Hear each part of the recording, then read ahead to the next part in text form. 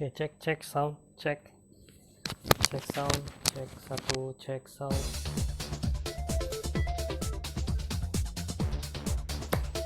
Halo and welcome back again. Kali ini saya memilih channel untuk online learningnya dari YouTube aja. Karena apa? Banyak sekali keluhan dari kalian. Katanya tidak ada, susah sinyal. Katanya juga banyak tugas.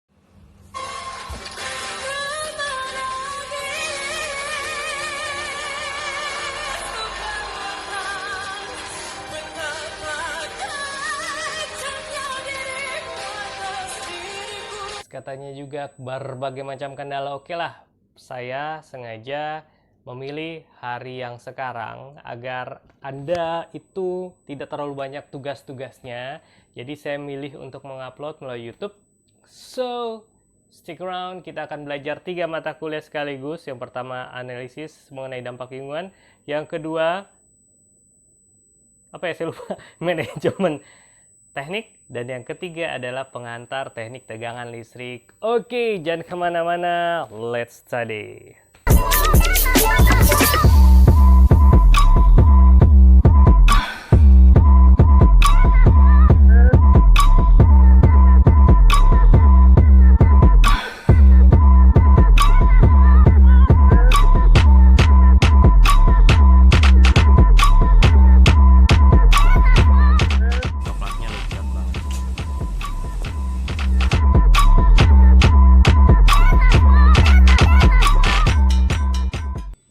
Oke, welcome back again, dan sekarang kita belajar manajemen teknik, dan mata kuliah atau materi yang akan kita pelajari bersama yang akan kita simak adalah manajer dan manajemen. Saya harus nyontek dulu dari situ. Oke, ini aja deh. Nah, as you know that Anda adalah engineer dan Anda akan menjadi pemimpin di salah satu perusahaan. So, Anda harus mempersiapkan diri Anda untuk menjadi seorang pemimpin. That's why kita harus belajar manajemen. Dan hari ini saya akan ngajari Anda bagaimana cara menjadi seorang manajer yang bisa memanajemeni, ya, yang bisa memanage. Oke, let's start. Oke. Nah, kita melihat arti dari manajer dan manajemen. Pertama, manajer nih. Manajer adalah setiap orang yang mempunyai tanggung jawab atas bawahan dan sumber daya dalam organisasi lainnya. Nah, menurut hal yang ada di sini, manajer diklasifikasikan menjadi 2. Oke, yang pertama menurut tingkatannya. Manajer itu ada tingkatan yang paling tinggi atau top management, tingkatan menengah atau mini management, atau tingkatan yang bawah atau lower manager. Ya, that's. Yang kedua, kalau misalnya menurut manajer, menurut tanggung jawabnya dalam organisasi adalah ada 2, manajer umum atau general manager atau manajer fungsional. Nah, kita lihat, tadi kita sudah bicara dengan tingkatannya. Kalau tingkatan manajer, seperti apa? Manajer puncak nih. Manajer puncak, apabila Anda sudah ada di top, itu bertugas, bertanggung jawab atas keseluruhan manajemen organisasi. Contohnya direktur, presiden, kepala, dan lain-lain. Untuk manajer menengah, ya, membawahi dan mengarahkan kegiatan para manajer lainnya dan juga karyawan, ya, operasional, contohnya kepala seksi, kepala bagian, dan lain-lain. Dan ada manajer bawah, yaitu memimpin dan mengawasi tenaga operasional, contohnya mandor, pengawas lapangan, dan lain-lainnya. Oke, sit on. Nah, manajer fungsional dan umum. Nah, tadi kita bicara dengan manajer fungsional. Nah, manajer fungsional itu mempunyai tanggung jawab hanya atas satu kegiatan organisasi. Produksi, contohnya pemasaran, personalia, keuangan, dan lain-lain. Sementara kalau manajer berdasarkan manajer umum, yaitu mengatur, mengawasi, dan juga bertanggung jawab atas satuan kerja, ya, dan juga keseluruhan divisi operasi yang mencakup semua atau beberapa kegiatan fungsional atau satuannya. Nah, terus manajer harus ngapain sih? Nah, manajer itu, ya, ingat, yang pertama, manajer itu bekerja melalui orang lain. Manajer atau seorang pemimpin tidak bekerja sendiri. Anda bekerja melalui orang lain. Paham kan?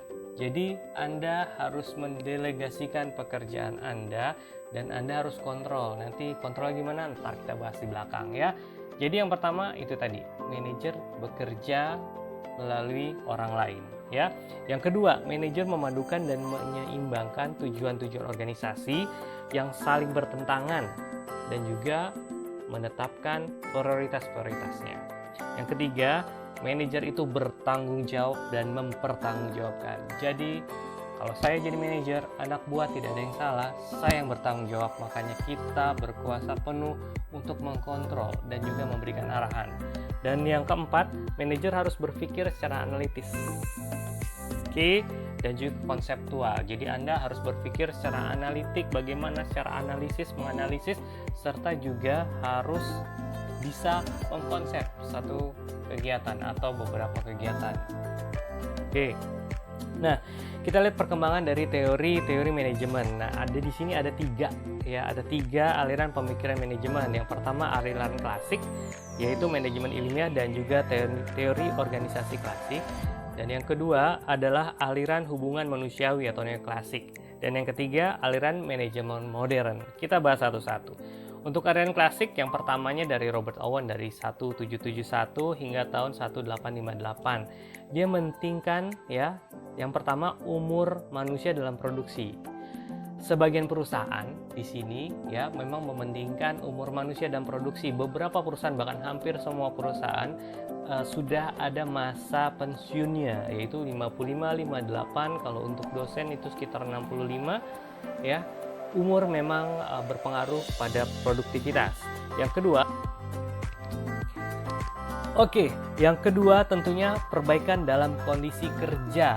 Nah, tentunya seperti di kampus kita nih, kita selalu ada perbaikan, apalagi kita sekarang sudah berubah menjadi institut. Nah, dalam institut tersebut kita melakukan beberapa perbaikan. Untuk apa?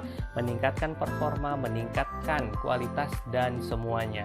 Oke, dan yang ketiga dari Robert Owen itu melalui perbaikan kondisi karyawan akan menaikkan produksi dan juga keuntungan dan investasi. Paling menguntungkan adalah pada karyawan atau vital machine. Iya, karyawan itu harus di-upgrade. Karyawan harus diberikan pelatihan sehingga dia mempunyai skill kemampuan yang di-upgrade.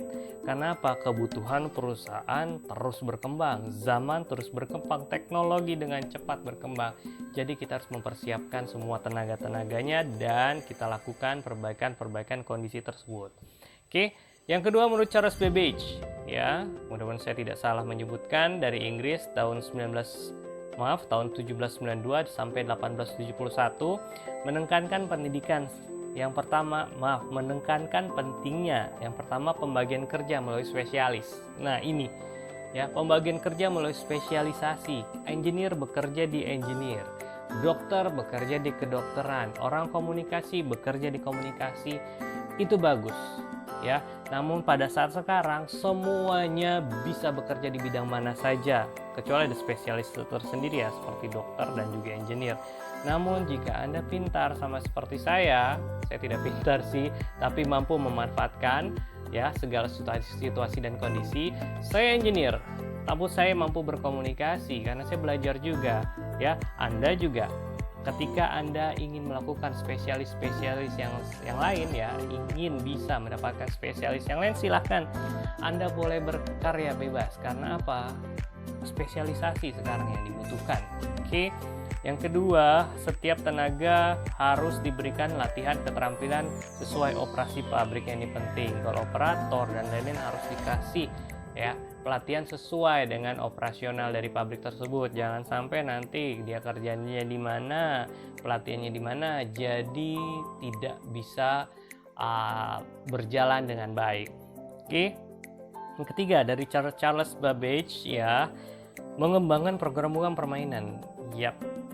Kita harus mengembangkan semua program-program tersebut sehingga program-program yang dijalankan itu menjadikan semangat kita dalam bekerja sehingga tidak monoton.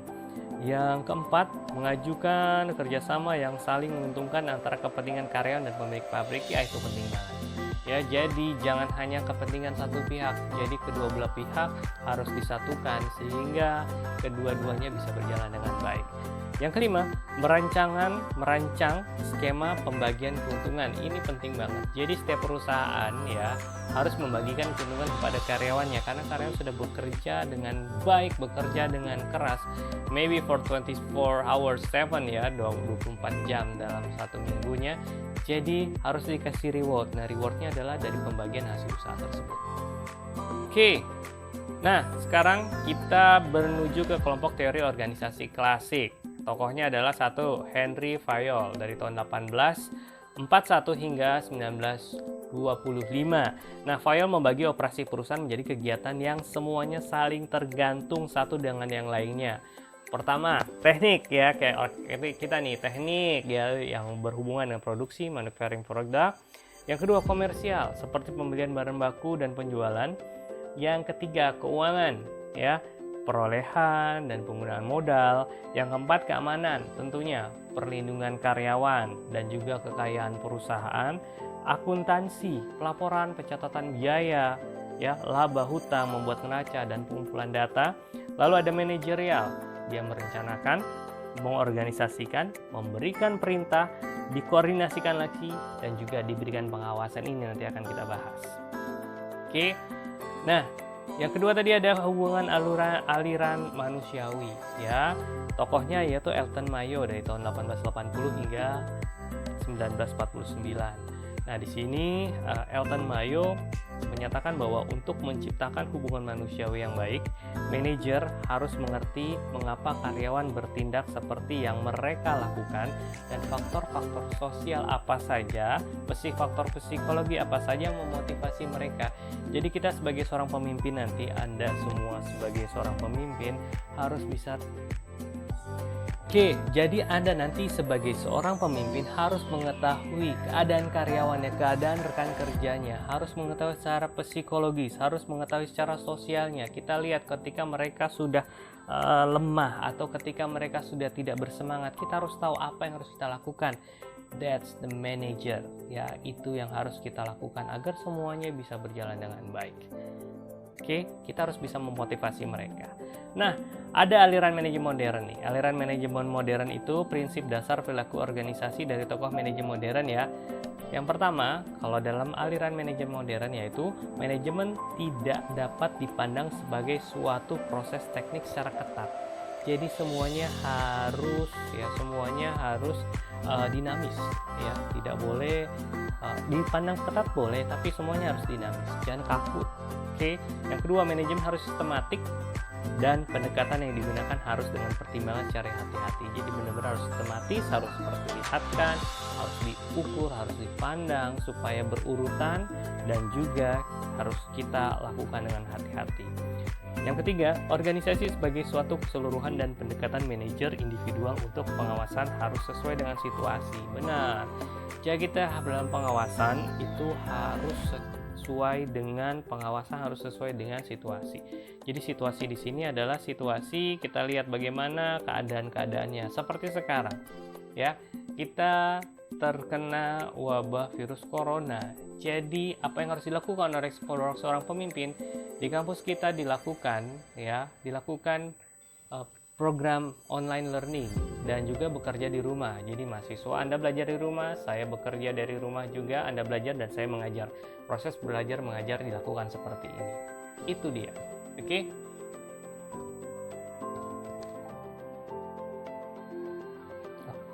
Ternyata tidak ada apa-apa. Oke, yang keempat, organisasi sebagai suatu keseluruhan, pendekatan manajer indukati. Oke, itu sudah.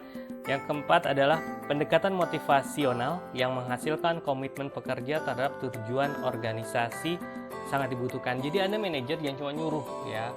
Anda sebagai seorang pemimpin jangan cuma bisa nyuruh. Jadi Anda sebagai seorang pemimpin bagaimana harus bisa memotivasi. Seperti yang saya bilang tadi ya, ketika karyawannya sedang susah atau ketika karyawannya sedang down atau tidak semangat, bagaimana memberikan motivasi kepada mereka. Atau ketika karyawan Anda atau rekan kerja Anda sedang semangat-semangatnya, bagaimana agar semangat tersebut bisa dipertahankan sehingga tujuan organisasi bisa terus berjalan sesuai dengan apa yang diinginkan. Oke, nah Sekarang kita belajar tentang manajer dan lingkungan organisasi. Nah, kita mengenal ada beberapa lingkungan. Yang pertama, lingkungan internal organisasi atau internal environment, ya, yaitu lingkungan yang berada di dalam lingkungan organisasi, terdiri dari karyawan, terus terdiri dari manajemen dan juga budaya organisasi. Kalau untuk yang eksternalnya itu ya yang terlibat di luar organisasi tersebut, ya enggak, organisasi atau elemen-elemen yang meliputi semua elemen yang berada di luar organisasi. Kalau lingkungan umum atau general environment merupakan lapisan lingkungan eksternal yang mempengaruhi organisasi secara tidak langsung. Contohnya dimensi internasional, teknologi, sosial kultur, ekonomi, dan legal politik. Kalau lingkup tugasnya ya seperti kinerja kita, pesaing, pemasok, pelanggan, dan lain-lain. Untuk internal saya mau bahas sedikit nih. Kalau internal contohnya di kampus kita. Kalau untuk internalnya adalah coba siapa aja lingkungan internal? Dosen, mahasiswa, staf kependidikan, ya, cleaning service, security, dan lain-lainnya. Ya, benar, itu adalah lingkungan internal. Kalau eksternalnya, ya, stakeholder, perusahaan-perusahaan, orang tua kalian, dan lain-lain, itu semuanya termasuk dalam lingkup eksternal. Good. Oke. Nah, habis ini kita nanti akan melihat. Oke, saya bahas dulu lagi deh supaya kalian lebih paham lagi. Kalau lingkungan internalnya itu tadi, kalau perusahaan umum ada karyawan, ada budaya. Nah, kalau kita budayanya ada budaya 6S ya. Senyum, salam, sapa, sopan, santun. Ini apaan sih? Selalu ada. Oh, bukan. Chat yang masuk. Jadi, kalau di kampus kita coba apa? Ya, internalnya dosen, apalagi mahasiswanya, terus ya OB, security, dan orang-orang yang di dalamnya. Kalau budaya,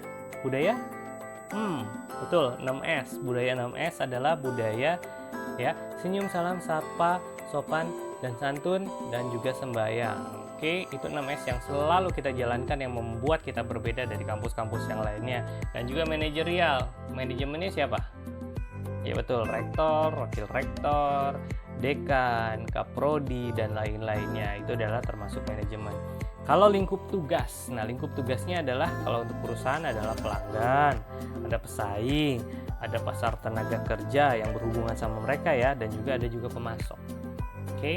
Dan juga kalau lingkupan umum yang tadi ada teknologi seperti sekarang yang kita gunakan, sosial budaya, dari budaya 6S di luar budayanya seperti apa ya. Lalu juga ada ekonomi, bagaimana ekonominya, hukum dan politik juga tergantung di situ juga, dan juga hubungan internasional tentu saja. STPL atau ITPLN, masih selalu kelibat nih. Institut Teknologi PLN, internasionalnya apa? Ya, kita berhubungan internasionalnya. Internasional kita bekerja sama dengan beberapa kampus-kampus yang ada di luar. Bukan hanya kampus, kita bekerja sama di bidang teknologi juga.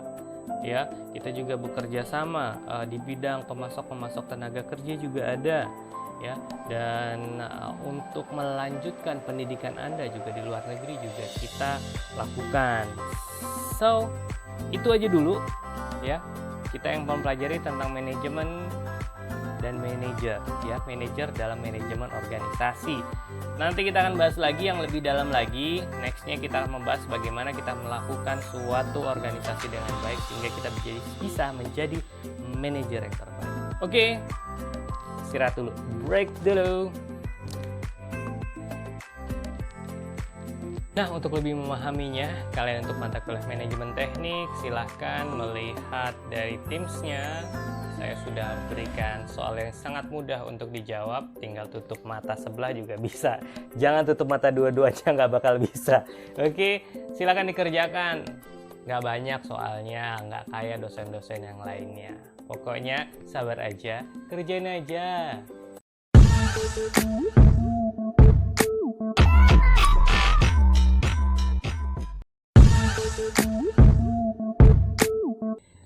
Oke, it's time for PTTL, pengantar teknik tegangan listrik. Ya, minggu-minggu yang lalu ya, kita sudah membahas tentang bagaimana listrik itu tercipta, sejarahnya mulai siapa aja. Mudah-mudahan kalian ingat. Kalau nggak ingat ya udah, nanti kita lihat aja di ujian. Oke, nah untuk kali ini saya dalam pengantar ya teknik tegangan listrik ini kita akan mengetahui bagaimana sih perjalanan suatu listrik ya, atau perjalanan produksi listrik bisa sampai ke rumah kita. Selama ini kita tinggal cetek on ya, cetek on, udah ada semuanya.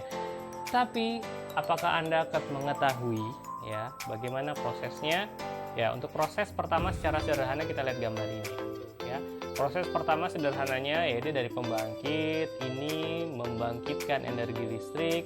Setelah itu energi listrik itu dialirkan melalui saluran udara tegangan tinggi atau subset ya, berkilo-kilometer jauhnya. Setelah itu alur atau jalur tersebut atau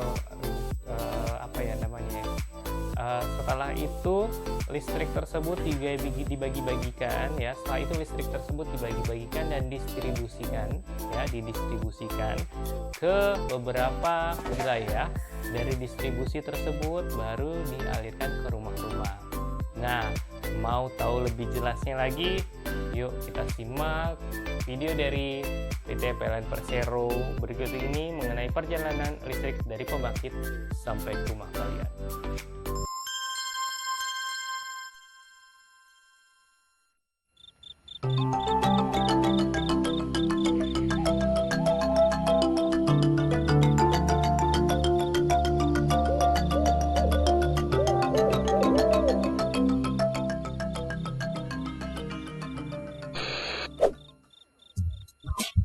Woi, bangun, bangun. Masa TV-nya tidak ditonton, kok dibiarkan nyala? Wah, kamu siapa? Namaku Billy, si bijak listrik. Listrik? Iya, kamu tahu listrik? Enggak. Listrik itu energi yang membuat alat-alat di sekitarmu berfungsi. Seperti TV, setrika, radio, komputer, kulkas, mesin cuci, AC, semuanya pakai listrik.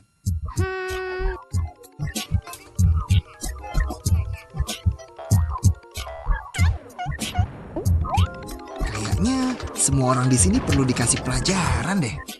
Bukan, mati lampu. Kalian sih. Lah. Kita mau kemana? Ayo ikut aku, supaya kamu tahu dari mana datangnya aliran listrik. Kak Billy, kok gelap? Kita ada di mana? Tenang, zaman belum ada listrik, manusia memakai api untuk penerangan. Bayangin, kalau di zamanmu listrik belum ditemukan. Kalau nggak ada listrik gelap ya? Aku nggak mau.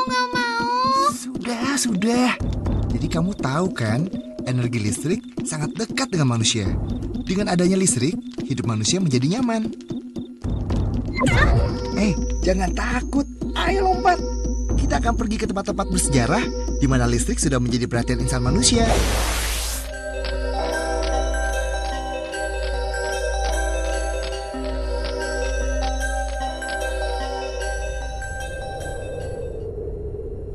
Ada layangan. Mau kemana? Itu bukan sembarangan main layangan loh. Orang itu sedang membuktikan kalau petir juga energi listrik. Listrik alam yang kekuatannya sangat besar. Oh, jadi petir juga listrik.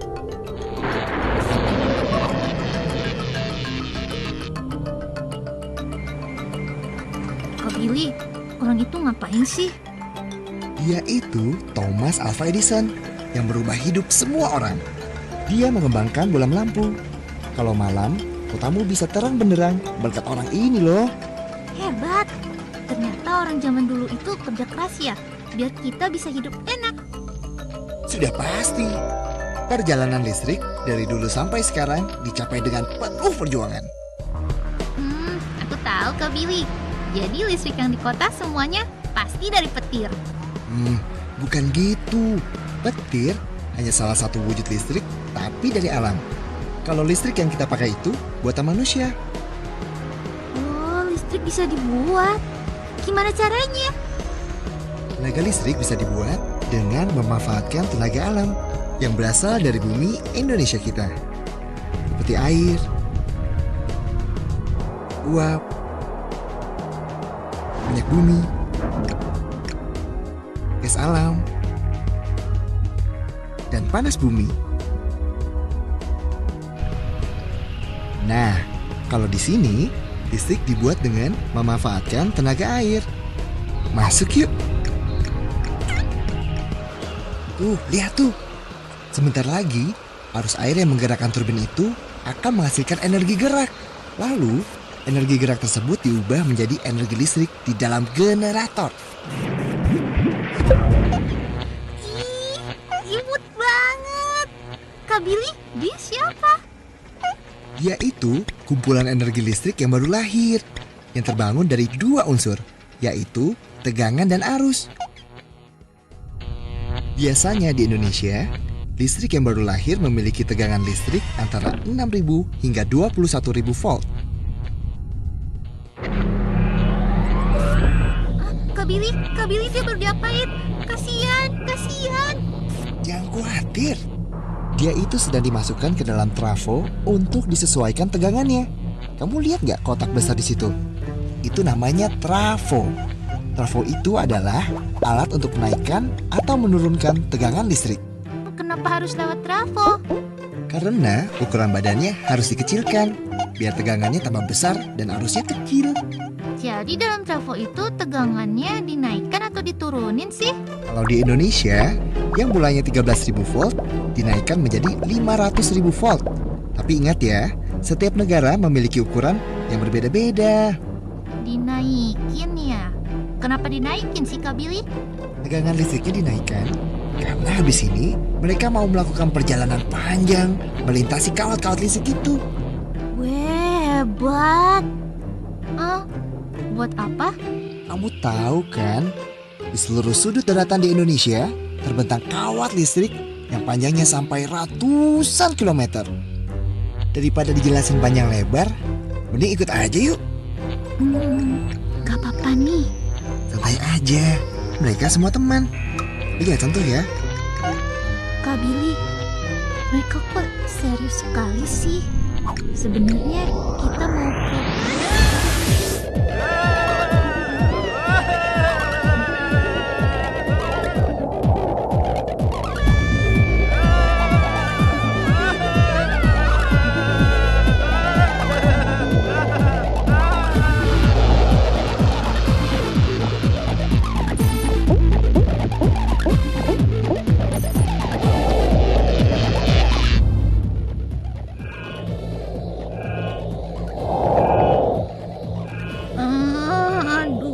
Cepet banget. Ampun. Baru sekali aja udah sempoyongan. Setiap hari, bola-bola listrik itu menempuh jarak berkilo-kilometer loh. Setiap hari? Mati aku. Kak Billy, lihat. Nah, oleh trafo, energi listrik yang tadinya 500.000 volt diturunkan menjadi 150.000 volt. Kak Billy, tadi kan tegangan listriknya dinaikin. Kenapa sekarang diturunin? Karena jarak yang akan ditempuh nantinya tidak sejauh yang tadi. Dan kalau tegangannya terlalu besar dan jaraknya terlalu dekat, nanti berbahaya. Karena di sini dekat dengan perumahan penduduk. Jadi tegangan listriknya bisa disesuaikan besarnya tergantung kebutuhannya. Pintarnya aku. Kalau itu peta apa? Itu peta perjalanan kita. Kita baru sampai di titik yang kelap-kelip itu. Kita baru sampai situ. Santai aja, kita masih harus melewati 2 trafo lagi. Di trafo berikutnya, energi listrik yang sekarang ini 150.000 volt akan diubah menjadi 20.000 volt. Dan yang terakhir menjadi 220 volt. Ayo, jangan sampai ketinggalan.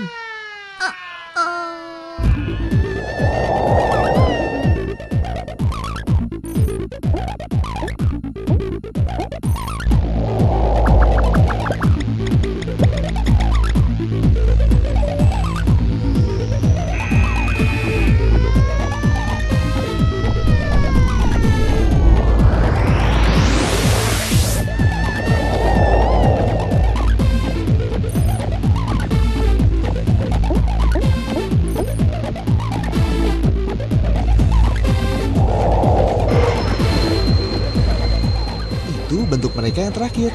Cakep ya. Tegangan 220 volt ini adalah tegangan listrik yang dipakai di rumah-rumah. Rumah? Rumah siapa?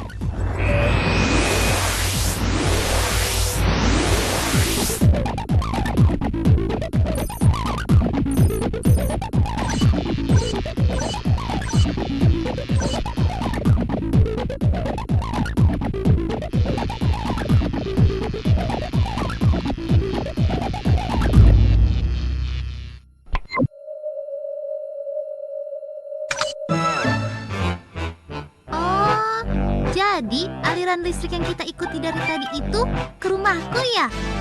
Nggak cuma ke rumahmu aja, tapi ke rumah semua orang yang ada di kota, di desa, di jalanan, di mana-mana. Listrik yang mengalir ke rumahmu itu setiap hari melibatkan usaha jutaan orang yang bekerja keras untuk mewujudkannya. Kalau kamu boros listrik, berarti kamu menyia-nyiakan kerja jutaan orang.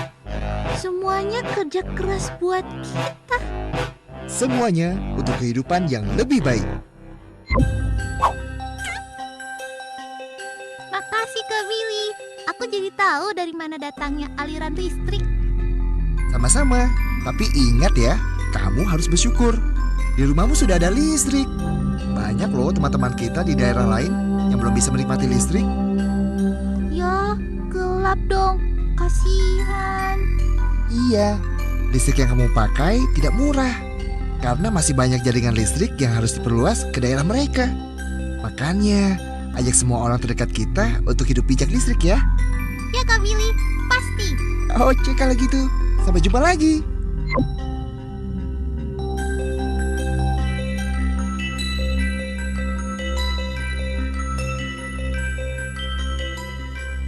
Itulah tadi perjalanan bagaimana sebuah listrik yang sudah dibangkitkan bisa mengalir ke rumah kita, bagaimana dinaikkan, diturunkan, dan didistribusikan. Oke, tugasnya adalah tugas lagi, iyalah namanya tugas manusia itu selalu ada tugasnya. Kalau Anda sudah tidak punya tugas, berarti Anda sudah wassalamualaikum warahmatullahi wabarakatuh alias almarhum.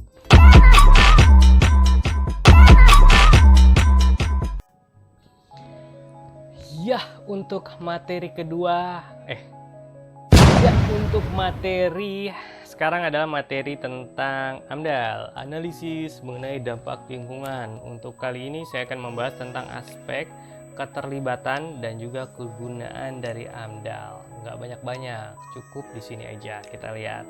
Oke, nah kita kemarin sudah mengetahui bagaimana AMDAL itu kita prakarsai. AMDAL itu dampak lingkungan bagaimana kita cegah, bagaimana kita tingkatkan agar lingkungan tersebut bisa kembali lagi sesuai dengan faedah fungsinya ya, dengan protokol-protokol dan lain-lainnya. Kali ini kita lihat analisis atau aspek proses AMDAL seperti apa.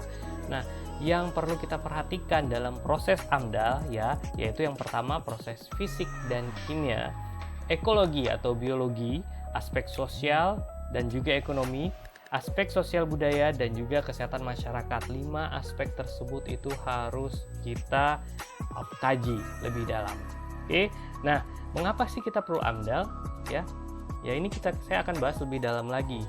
1, kita perlu AMDAL karena sudah adanya undang-undang dan peraturan pemerintah sejak tahun 1986. Oke, dan juga AMDAL harus dilakukan agar kualitas lingkungan tidak rusak karena ada proyek-proyek ya yang kita lakukan, proyek-proyek pembangunan secara ideal, tetapi kesadaran mengenai masalah ini tidak mudah ya ditanamkan pada setiap orang, terutama pemrakasa proyek. Jadi dibutuhkan Anda yang mengetahui tentang lingkungan. Nah, ada beberapa ya, kita lihat. 1 ya, keterlibatan proses AMDAL. 1, pemrakarsa. Siapa sih pemrakarsa? Ya, pemrakarsa adalah orang atau badan hukum yang bertanggung jawab atas rencana suatu kegiatan, harus mengetahui bagaimana dampak yang mempengaruhi kelangsungan proyek tersebut. Yang kedua, pelaksana. Pelaksana adalah ya orang yang harus mengetahui penempatan lokasi kegiatan yang seharusnya dan upaya untuk mengurangi dampaknya. Yang ketiga adalah pejabat pemerintah ya, perlu mengetahui implikasi dampak terhadap kegiatan tersebut. Yang keempat, perencana regional. Perencana regional adalah harus mengetahui pengaruh dampak terhadap pembangunan wilayah dan tata guna lahan.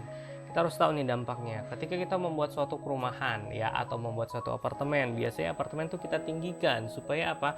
Supaya terlihat lebih baik, lingkungan lebih baik ya. Tapi kita lihat sekelilingnya, apakah setelah kita tinggikan apartemen tersebut berpengaruh nggak ya terhadap lingkungan sekitarnya? Jika berpengaruh, apa yang harus kita lakukan? Tapi itu nggak usah kita bahas dulu, nanti kita bahas berikutnya. Oke, yang kelima tentunya adalah masyarakat setempat atau wakilnya. Nah, ini juga harus ada nih masyarakat yang terkena dampaknya atau wakilnya supaya kita bisa berkomunikasi sehingga apa yang ingin kita jalankan bisa sesuai.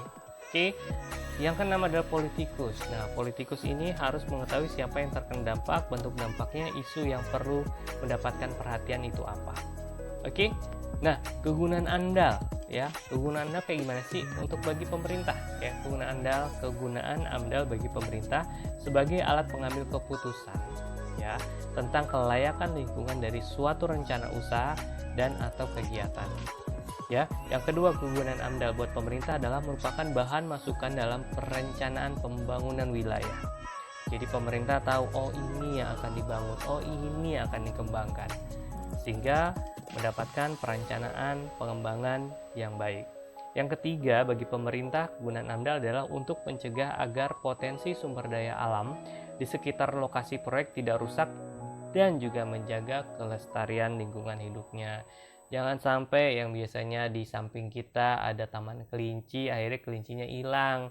Ya, hilang karena apa? Mungkin rusak habitatnya atau dimakan sama orang-orang proyeknya. Oke, yang kedua, kegunaan amdal bagi masyarakat nih, bagi kita apa aja? Yang pertama, masyarakat dapat mengetahui rencana pembangunan di daerahnya sehingga dapat mempersiapkan diri untuk berpartisipasi. Iya, harus tahu, kalau perlu kita ajak bagaimana dia berpartisipasi dalam mengembangkan apa yang akan kita lakukan di sana. Oke, contohnya sudah seperti saya terangkan di kelas, ketika kita mau membuat suatu bendungan, pasti banyak sekali wilayah yang berubah, yang tadinya ada perumahan, yang tadinya ada hewan-hewan dan lain-lain, itu harus kita beritahukan dampaknya seperti apa, baik yang terkena maupun yang tidak terkena.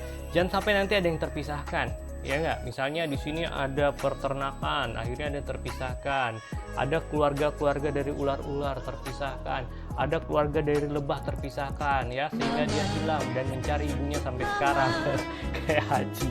Oke, dan yang ketiga, kegunaan amdal untuk masyarakat adalah untuk mengetahui hak dan kewajiban di dalam hubungan dengan usaha dan atau kegiatan di dalam menjaga mengelola kualitas suatu lingkungannya. Nah, ini dia nih, mengetahui hak dan kewajiban di antara kedua belah pihak. Baik, yang ketiga, kegunaan amdal untuk pramakarsa ya. Yang pertama, untuk mengetahui masalah-masalah lingkungan yang akan dihadapi pada masa yang akan datang. Ini perlunya Anda juga mengetahui bagaimana amdal tersebut. Jadi nanti Anda dapat tahu nih, bisa tahu nih, oh ternyata kalau bangun ini akibatnya ini, ketika ada akibatnya ini apa yang harus kita lakukan. Dan juga kita harus lihat ke depannya nih, nanti apakah akan ada ya tuntutan-tuntutan dan lain-lain. Nanti akan kita bahas berikutnya ya. Yang kedua, kegunaan amdal untuk pramakarsa sebagai bahan untuk analisis pengelolaan dan juga sasaran proyek. Ya, jadi kita akan menganalisis dalam pengelolaan dan juga sasaran proyek apakah ini bisa dilaksanakan, dan ketika ada segala sesuatu bisa tidak ya, bisa tidak hal ini dijalankan sesuai dengan tujuan kita. Oke, yang ketiga ya, kegunaan amdal untuk pramakarsa sebagai pedoman untuk melaksanaan pengelolaan dan juga pemantauan lingkungan. Jadi kita kelola dan juga lingkungan kita pantau juga. Jangan sampai nanti kita udah bangun, taunya itu akan membuat mudarat buat kita semua. Jangan sampai. Secara umum, kegunaan amdal yang pertama untuk memberikan informasi secara jelas mengenai dampak suatu rencana usaha, berikut dampak-dampak lingkungan yang akan ditimbulkan. Yang kedua, menampung aspirasi dan juga pengetahuan dengan akan didirikannya ya rencana usaha tersebut. Yang ketiga, menampung informasi setempat yang berguna bagi pemrakarsa dan masyarakat dalam mengantisipasi dampak pengelolaan lingkungan. Yang keempat, melalui partisipasi masyarakat dalam proses amdal tersebut diharapkan di masa yang akan datang, masyarakatnya akan turut serta aktif dalam perencanaan keputusan, pengambilan keputusan mengenai kelayakan lingkungan suatu rencana usaha ataupun kegiatan. Oke, itu aja, nggak usah banyak-banyak. Yang penting ngerti sedikit aja. Kalau saya sih nggak banyak-banyak. Oke, tapi tetap ada yang kalian tidak suka, yaitu tugasnya gampang sih, tugasnya cuma jawab doang sih, A, B, C, D gitu kan. Tapi Anda harus analisa sedikit. Oke, tugasnya silahkan lihat di tips Anda masing-masing, silahkan dikerjakan. Dan kita akan menuju ke pelajaran atau mata kuliah berikutnya.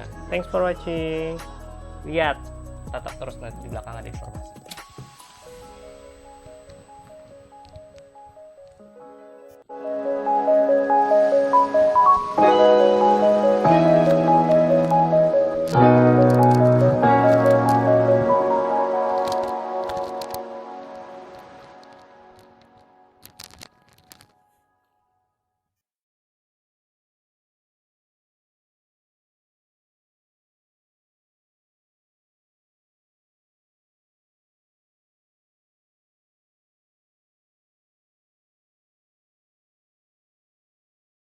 Pass away. I've been